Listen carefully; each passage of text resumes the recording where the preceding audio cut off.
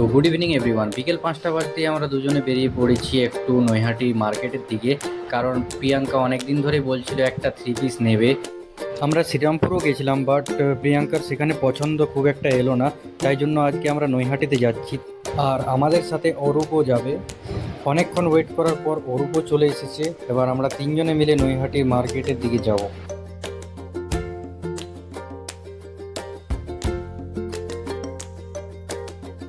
আমরা তিনজনই ফেরির ওপর চেপে পড়েছি, কিন্তু আপনারা দেখতে পাচ্ছেন যে ফেরিটা ঠিক কতটাই ভিড়।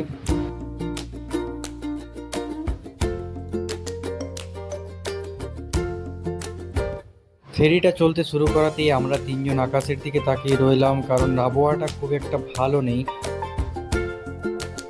নদীর মধ্যেখানে আসতেই আমরা একটা ব্রিজ দেখতে পাই। তো তোমরা কে কে এই ব্রিজটার নাম জানো অবশ্যই কমেন্টে জানাবে। নৈহাটি দিয়েও ফেরিটা ছেড়ে দিয়েছিল চুঁচুড়া ঘাটের দিকে। কিছুক্ষণের মধ্যেই আমরা নদীটা পেরিয়ে নেমে পড়লাম নৈহাটি ফেরিঘাটে। তো এবার এখান থেকে আমরা যাব নৈহাটি মার্কেটে। অরূপ আর প্রিয়াঙ্কা ঠিক আমার পেছনেই আছে।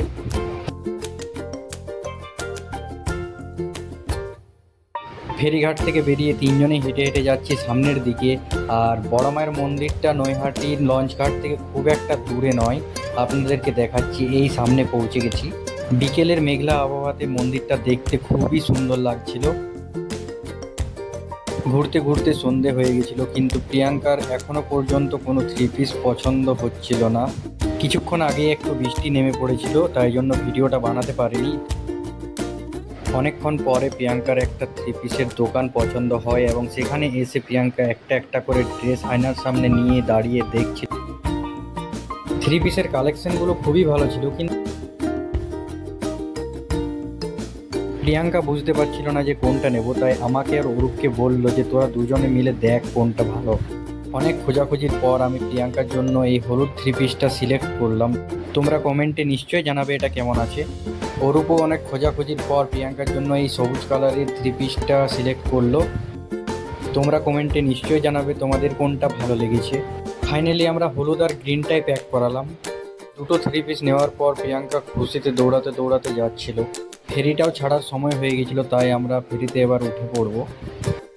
তো নদী পেরিয়ে আমরা আবার চুঁচুড়া লঞ্চ ঘাটে পৌঁছে গেছি। এবার এখান দিয়ে ভাবছিলাম কি করব। তো প্রিয়াঙ্কা বলল যে চলো তাহলে মাঠ দিক দিয়ে ঘুরে আসি, তাই আমরা চুঁচুড়া ময়দানের কাছে চলে এলাম। হালকা কিছু স্ন্যাক্স নিয়ে আমরা মাঠের মধ্যেখানে বসে পড়লাম।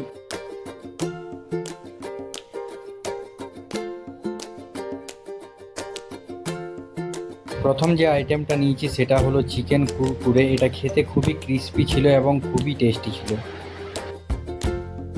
সেকেন্ড যে আইটেমটা ছিল সেটা হলো চিকেন কাটলেট। এটা অনেকটাই বড় ছিল, তাই দোকানে আমরা এটা পিস করে দিতে বলেছিলাম। এটা ছিল আমাদের লাস্ট আইটেম, যেটা ছিল চিকেন ললিপপ। এটা খেতেও খুব দারুণ ছিল।